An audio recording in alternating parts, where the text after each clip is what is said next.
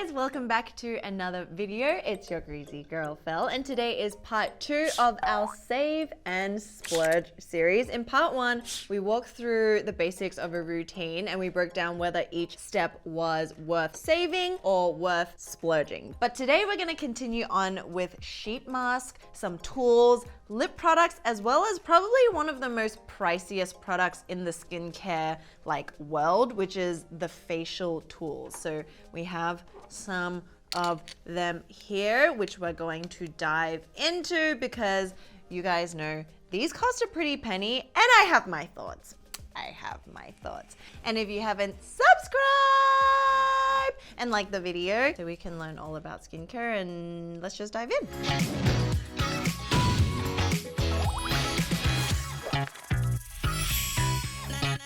All right, let's first start off with face masks. So we broke this down into 2 categories, which is sheet masks as well as kind of like your treatment mask. This one is equal, it's save and splurge. So let's first get into sheet masks. I don't have any with me now, but I'm sure we all know what a sheet mask consists of, looks like, and how it's used. So I would say sheet masks in general are pretty affordable. They go from anywhere between like $1 to $5. And then there are your more expensive ones. I'm thinking like the Tatcha, they're around the $8 to $10 mark. And the difference therein lies in the actual sheet itself, I feel like, because there are, you know, the environmentally friendly, biodegradable kind of sheet mask that Save-or-Splurge has, which I personally don't feel like is the softest of all of them. You know, it's not like a super fine kind of cotton, like 1,000 thread count cotton type mask that kind of adheres to your skin and doesn't move around. Those are the ones that I typically try to find.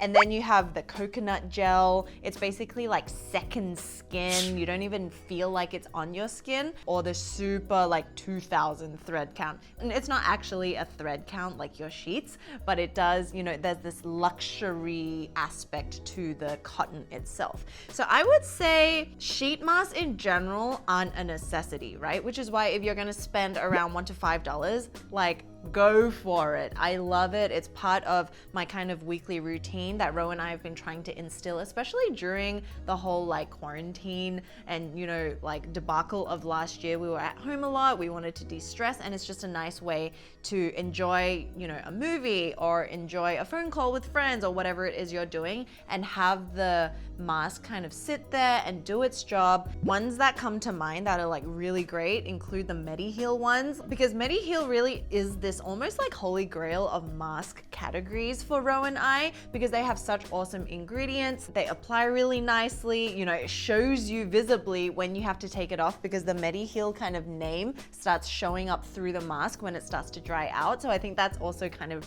really innovative. And actually one of the most highly purchased sheet masks on our store is the I'm from Mugwort one, which is awesome. It comes in a really beautiful packaging. It's like blue. It's this beautiful green color. Oh, this is the other version actually, but that sheet mask is so popular. I'm glad that you guys like it. So that was save. Sheet mask, I would feel like save, right? The splurge side is actually the treatment mask. When I say treatment, I mean masks that contain chemical exfoliants and are designed to be used not necessarily as a hydrating and calming mask, but it's more so designed to be used like once a week or twice a week to really help slough away dead skin at the end of the week and just reveal that brighter, plush skin. And my favorite, for example, is the Peach and Lily Super Reboot Resurfacing Mask. I talk to death about this. It's got AHA, BHA, and blue agave, which gives it that beautiful, vibrant kind of color. I remember the first time I used it, I could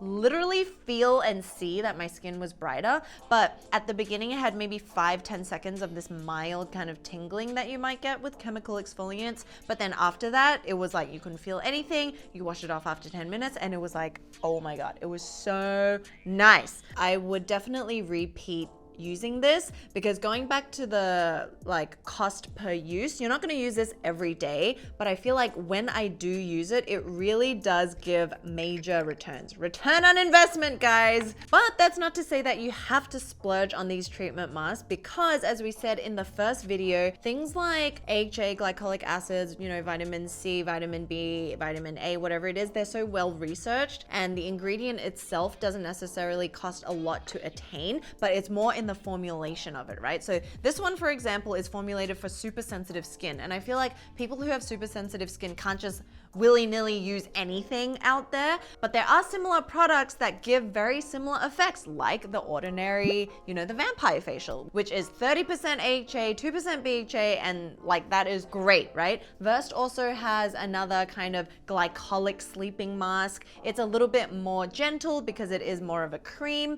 and it's designed to be like left on overnight. So there are different variations and you can definitely find some that are very affordable and effective. But actually, as we're mentioning this, there's almost like a third category, which I would say is the mud mask. Okay, I would say save on mud mask because you don't need one that costs a lot. There's the Pure Heals, which Ro and I love. Ro has dry skin. Mud mask might not be one thing that like you necessarily think of instinctively for dry skin, but she loves it. It is so brightening. It is beautiful. Oh my God, we were shocked when we first used that Centella clay mask. Oh my God, it was so brightening. Love it. And that one is definitely less than this, but a little bit more expensive than just like the $10 mark. It's somewhere in between. But just a tip, you want to look for a clay that isn't too drying, too stripping, and you want to find oils that really work together with it, because it might sound counteractive, a clay and an oil, but it really does work together, because the last thing you want is to wash it off and your face is literally stripped of all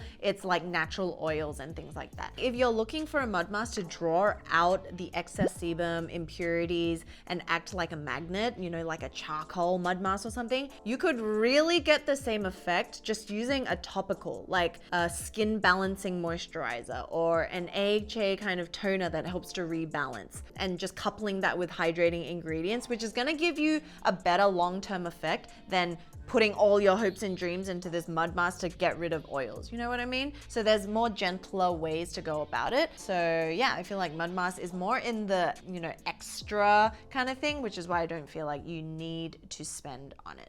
Next, moving on to facial oils. Okay, so this one is really interesting because you can see it clearly divided. There's like super expensive facial oils where you're like, really? This teeny jar is like $100? And then you see like a little one of these things and it's under $20. So this one I feel like is really interesting. So let's break it down. Is it save or splurge? We say save!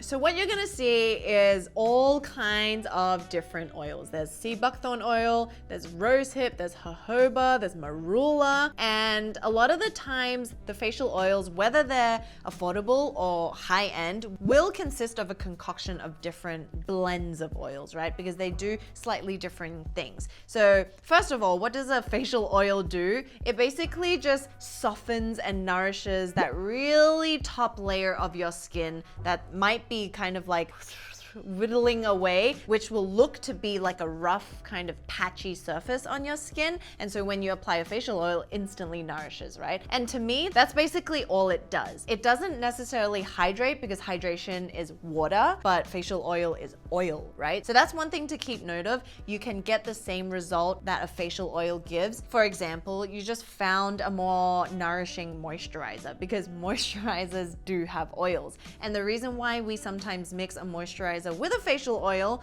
is because we want that moisturizer to be a little denser, to be a little more nourishing, but you could also just change up your moisturizer or layer on maybe a little bit more, right? And then kind of like adding on to that, it really comes down to the ingredients, how it's sourced, where it's sourced from, how they formulate it, and then how they keep that all intact. And one interview comes to mind when we talked to Zoe Foster Blake, who is the CEO of Go-To Skincare. And one of their best-selling, most highly praised products is their facial oil. She was saying that a lot of the time when you use rosehip oil or rosehip as an ingredient to kind of formulate within this facial oil, it's actually rancid by the time it like hits the shelves, gets into your place, you use it. So the effectiveness has already like considerably dwindled. So I think the price tag of facial oils really comes down to the quality of ingredient and the way that it's formulated and packaged in order to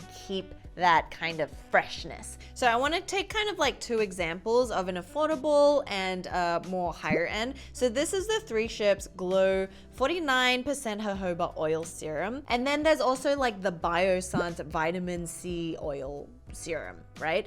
And they're drastically different price points. And then what you're kind of buying into with the Biossance is obviously their squalane. There's so much research and development into Biossance's squalane, which is so good, right? Like a little trade secret, they even sell the oil back into the industry for different skincare brands and companies to use in their skincare products. And so they're really like leading and they're at the forefront of this kind of like squalane ingredient. And so I would say if you want to support the brand, if you love what they're doing, then by all means you can like pay a little bit more, right? Because that's kind of the package. But if you just want a facial oil to soften your skin, you don't need to spend and break the bank. Alrighties, moving on to the next one. Windows to the soul. Well, just underneath the windows to the soul is eye creams. Because we're not literally putting eye cream onto our eyeballs, okay? So, okay, you guys guess. Do you think I'm gonna say splurge or save? Save or splurge? Save or splurge? 1, 2, 3, save! I'm sure you guys have heard us say you don't really need eye creams. I'm sure you've heard it from like derms and things as well, or other influencers. And I think there is kind of validity to that because majority of the time eye creams are just moisturizers. Like you can use a moisturizer up near your eye area if it doesn't contain super active and potent active ingredients, because they are almost, I don't want to say it's like diluted, but they are just gentle moisturizers designed for the under eye. Maybe they'll put like a different applicator on it, or maybe they'll put a little nozzle on it that makes it kind of nice to use. But for moisturizing purposes for under the eye, you could just go with a very basic and a simple moisturizer that will just do the job anyway. So I would definitely say save. Whether or not you have puffy eyes. Puffy eyes is more just trying to get the fluids moving. So you can do like gentle massages. You can get a spoon just to like cold compress to make sure that goes down. So that's for puffiness. No money needs to be spent there. If it's dryness, once again, you can use your gentle, simple moisturizer. If it's dark circles, I'm sorry, but dark circles are not going to be erased with any miracle eye cream, no matter how much caffeine it has in it and how much they promise you that it's going to brighten, because I think that's definitely more of an internal health thing, because what the darkness is made up of is the vasodilation of our little, like, basically you're seeing the blood underneath, right? Because the skin is thinner.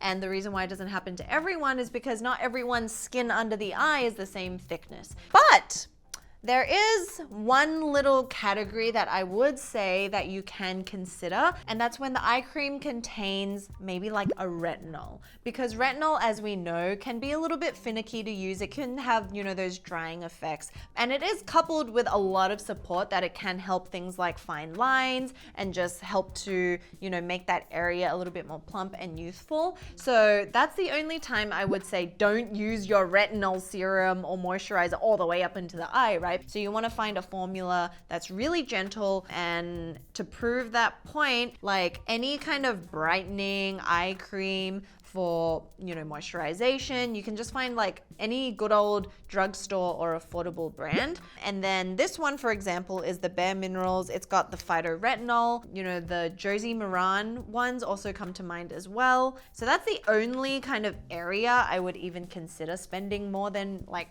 $15, because like Inky List, they have like 2 different types of eye cream. One has the little like metal thing that also cools that area, which can help with brightening and just depuffing in general. Or you can even find ones that are like the First Aid Beauty, which has a little bit like of a salmon tint and has some light reflecting qualities. So yeah, I would say in general, save it. Save it, baby. All right, moving on to lips. Okay, I think this one is a little bit difficult in the sense that there's so many different types. and they're all slightly different. So for this one, I'm gonna say save, but you can splurge, because it really comes down to like each person's lip is so different, because I do know some people really face like dehydrated, chapped lips no matter how much water they drink, and it's just kind of like a skin thing, right? We have these kind of typical balms. This is the Burt's Bees. You know, throw it in your bag. We probably have over our lifetime bought maybe 416 of these and lost maybe like 400. Much like bobby pins, I would say. That's in the same category because they're affordable, they do the job, but they're not important enough that we like really hold on to it or keep track of it. I actually really enjoy the Japanese versions of these because there's like this minty feeling and it's great. Oh my god, and there's like peach flavor. If you have any Japanese store near you, they always sell this like Nivea one. Oh my god, it's great. And if they have SPF, I feel like that's an added bonus. Yes to that, because our lips also do get sunburn. Like Ro has freckles on her lips. But when you look at the ingredients, these simple ones a lot of the time will just contain a mixture of different oils like seed oils or even coconut and beeswax. It's not like the company has to go above and beyond to like get this specific ingredient. Like beeswax, you can go to the arts and crafts store and literally buy your own beeswax to make a lip balm, because I've done that before. When we did DIY stuff, I know how to make these and it doesn't cost a lot. If you got the raw ingredients, you could literally make like 50 batches for like $7. And then we'll come into these like potted versions, which also contain things like lip scrubs. So whether it's like this or a scrub, I would also say save, because what makes a lip scrub different to just a lip balm in a pot is they put like fine sugar granules in there. And like, is sugar granules highly expensive? I don't think so. So you could theoretically make your own by adding your own sugar in there and scrub-a-dubbing it. This is one that Deb, one of our Beauty Within members, loves. This is the 3 Ships Buttercream, and it's like, she says the only one that doesn't cause irritation for super sensitive lips that are like forever cracked and chapped. Especially when you get like those side cracks. Oh my god, so painful. Honestly, I can't remember the last time I finished one of these. Truly. Like, have I ever finished one of these? Absolutely not.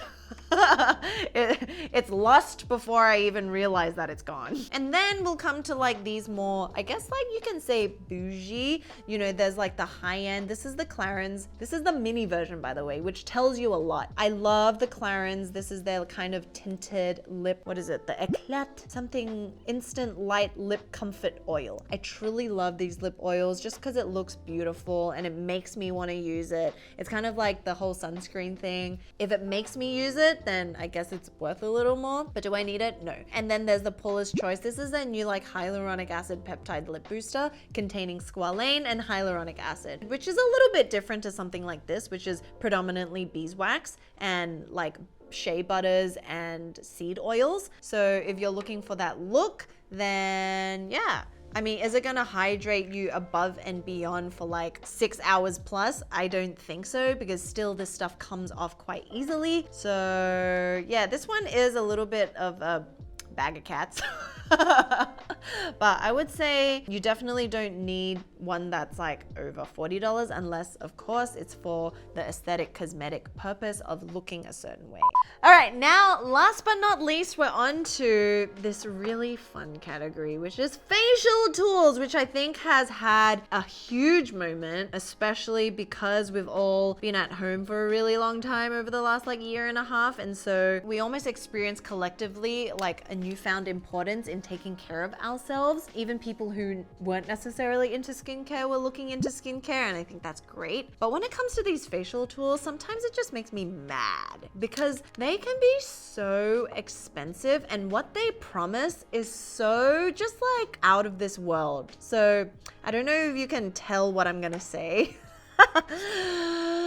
Save or splurge? I'd say save. Now, I've brought an array of different tools that you will find across the board, from LED lights There's the ones that we've mentioned. This is the Foreo. There's also the, cleansing device. There's things like ice rollers, where it's got this kind of like stainless steel surface, and then you just kind of massage it over your face. This also includes things like, jade rollers and things like that. And then there's Reefa, which is a really popular facial massage brand. And this is one of their more like untalked about ones. We know the ones with the two like facial massaging balls that you run up and down the chin line, and that's to kind of like loosen the facial muscles, etc., etc. Okay, so before we dive into kind of like each one, I think facial tools really just hone in on the psychological element of just kind of like self-care, because I don't think an LED light like this is really going to change much in your hyperpigmentation at this level, like an at-home LED light. Because you can go and get lighting treatments, like light treatments from the dermatologists, like I'm sure Dr. David Lin and all his like co-workers and people who actually specialize in this with the like thousands of dollars machines that actually do make a difference. That is probably where you're gonna actually get any benefit from lighting. But something like this is pretty expensive to buy. I don't know exactly how much this one is, and I don't wanna call it out. The way that it's marketed as an at-home device means that there's safety measures. So they can only create this device at a certain like level, right? But what they market it as is like using supporting evidence from studies that might have realized that blue light or like yellow light or purple light has found a decrease in hyperpigmentation over like 6 weeks. But that's probably because it was a highly potent form of that light. So I'm just really skeptical when it comes to things like this, especially when they're making people pay over $100 or what have you for something like this. If you want to tackle hyperpigmentation, redness, look for actual ingredients in your topicals, in your serums, in your toners, in your moisturizers that are actually going to stay on your face and do the job. So redness, for example, look for Centella asiatica, look for Hortunia cutata, look for, green tea, chamomile. Oh my God, there's just so many ingredients that we talk to death about that effectively treat redness and irritation much more than what this little light can do, okay? And if it's hyperpigmentation, go to a vitamin C, go to your niacinamide, use it in your serum over the course of 2 to 3 weeks, and you'll definitely see visible results. Which then brings me on to the Foreo, which I included in this because it does have, the lighting as well. And the reason why I feel like this is still worth it over just the light is because it has the added effect of a mask, because you have to clip the mask in here, so you're getting actual hydration from the mask, and it's also heated and it's cooling. So I don't think it's the same as going to a sauna or it's going to like a cryotherapy session, but it does give you just enough to kind of be that tactile effect where it loosens and it softens the skin while inserting hydration with the mask. So it's not just this like one trick pony that's like all false hopes, So I really do enjoy this one. Is it expensive? Yes. Is it necessary? No. But do I enjoy it? Yes. And then kind of pivoting off that is this, which is just an ice roller, right? All you're doing is putting it in the fridge, or you don't even have to, because just like air temperature will make it cooler than your skin, and you roll it over to depuff. So this is not expensive. Like, this is from Beauty Bay. I think if you buy it, it's like 10-15 bucks. But you could also get the same effects if you just like used a spoon and pressed it over the puffy areas of your under eye. Or you woke up and kind of just splashed cold water on your face with a face towel and kind of like pressed that in. You would get the same effects of kind of depuffing. So this is more just the act and the psychological element of enjoying your skincare routine, which is totally valid, but just know, I think the point is it worth splurging? Definitely not. Now, kind of bouncing back up to another kind of, these facial rollers are a huge thing, the ones with the two like balls that like loosen the jaw muscles and things like that. I think there is validity in kind of using something to help loosen the jaw muscles, like especially if you grind your teeth at night, if you're just really tense, and you won't know until you've got like some sort of facial massage, just the difference between like tight facial muscles and a loosened facial muscle. It's like insane. I do feel like those rollers can help, but I would say you don't need to shell out like the reefers, as like beautiful as they are. It's pretty expensive for $300. And I would say anyone who wants to buy it, like go ahead and buy it, right? But I only get a little bit annoyed if it promises things like anti-aging, because what it can do is loosen the muscles, which can help to maybe like marginally lift, but it's not going to give you a facelift, right? And it's not going to take back the years of, you know, reverse your aging. I think something like a retinol can maybe do that much more than like a facial massaging tool. And you can get very affordable options like those facial rollers, jade rollers, you know, on Amazon or Mount Lai. They're pretty affordable. And we're not really going to go into the stone itself, like is it worth it, because that's kind of a whole other thing. Yeah, I'd love to know what you guys think about any of the categories that we mentioned in this video, and I want to know what you might want to see if we do a third one. I'm currently out of ideas. Oh, and I just seen this one. This is the Kate Somerville mask. But anyway, it doesn't matter. To kind of wrap up this video, I think the principle and the moral that we can apply to just beyond skincare is to just not put so much weight in what others are doing or following trends. It's really about looking at what's being presented to us, the information that's being presented to us, and kind of coupling that with our own situation and not feeling bad if we can get something or we can't get something, because at the end of the day, like, it really just does come down to our own experiences and what we look for. You know, we will all prioritize different things in life, and that's perfectly fine. That's what makes the world go round. So yeah, I think with that kind of in mind, we can enjoy all the skincare products, you know, the lifestyle choices that we make, the people that we have around much more freely and happily, which is the point of life. So I hope you guys enjoyed. Make sure you liked this video if you learned something, subscribe if you haven't, and we'll see you very soon in the next one.